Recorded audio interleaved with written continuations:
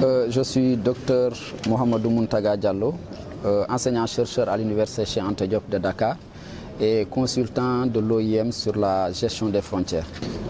Effectivement, la Covid-19 a entraîné des changements, si vous voulez, au niveau de la gestion des frontières. D'abord, il faut noter que dans le cas du Sénégal, par exemple, toutes les 10 régions frontalières ont été touchées par cette pandémie.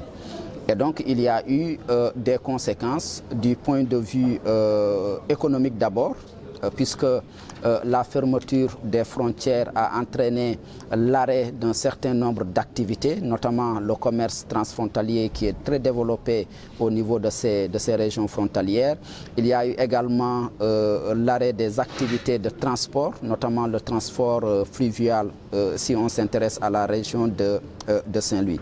Il y a eu également des conséquences sur le plan économique, puisque les populations ne pouvaient pas se déplacer de part et d'autre des frontières pour maintenir les liens familiaux, les liens de solidarité qui les ont toujours unis. Mais le plus important, c'est que la Covid-19 a permis d'apporter un certain nombre de changements dans le cadre de la gestion des frontières. Et l'un des principaux impacts, c'est que du point de vue de la gestion des frontières, la Covid-19 a permis aux acteurs de la gestion des frontières de développer une coopération frontalière.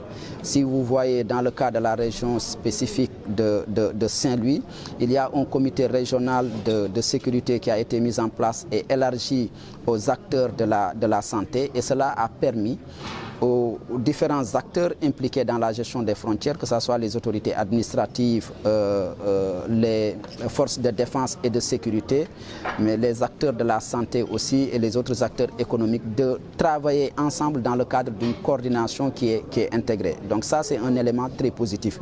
Covid-19 aussi a permis d'impacter la gestion transfrontalière des frontières, puisque les autorités compétentes impliquées dans le cadre de la gestion des frontières ont pu travailler avec leurs homologues de la sous-région, avec les autorités administratives et des forces de défense et de sécurité.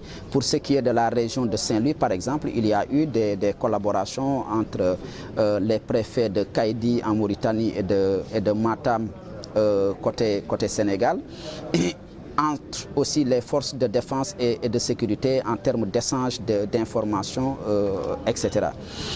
Maintenant, cette fermeture des frontières aussi a eu d'autres conséquences. C'est que, puisque ça a impacté les populations, certains ont développé des stratégies. Et il y a eu des stratégies de contournement, par exemple, de cette mesure de fermeture des frontières, avec des transports clandestins, l'utilisation de motos Jakarta pour faire traverser les populations de part et d'autre des frontières, dans le cas, par exemple, de la région de Ziguinchor ou de la région de Kédougou.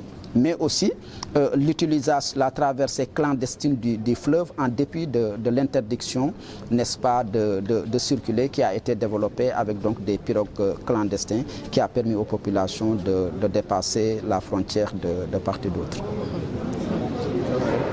Par rapport à cet impact concrètement pour la région de Saint-Louis, parce que vous savez que Rosso représente beaucoup sur le plan économique, mais est-ce que ça peut impacter l'économie de cette zone? Effectivement, Rosso a été fortement impacté. Et c'est pratiquement tous les acteurs qui ont été impactés. Si vous prenez l'État à travers la douane, la fermeture de la frontière s'est traduite automatiquement par une baisse des flux et donc une baisse des recettes douanières.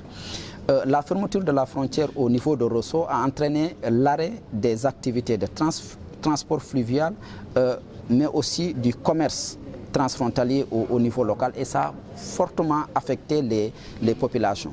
Et c'est la raison pour laquelle d'ailleurs, si vous vous souvenez, au niveau de Rosso, il y a eu des organisations, une sorte de contestation de ces mesures à travers notamment le mouvement Rosso-Ladec. Donc pour dire qu'en réalité, Rosso étant le principal point d'entrée dans la région de Saint-Louis et même parmi les points d'entrée les plus dynamiques au Sénégal, sa fermeture a eu des incidences sur le plan plan social, sur le plan économique. Et c'est la raison pour laquelle d'ailleurs la plupart des acteurs que nous avons rencontrés dans le cadre de cette étude ont demandé l'ouverture officielle, n'est-ce pas, des frontières du Sénégal pour permettre la relance des activités, mais tout en prenant en compte le contexte, si vous voulez, sanitaire, c'est-à-dire en renforçant aussi le respect des mesures barrières ou, si vous voulez, le contrôle sanitaire au niveau des points d'entrée.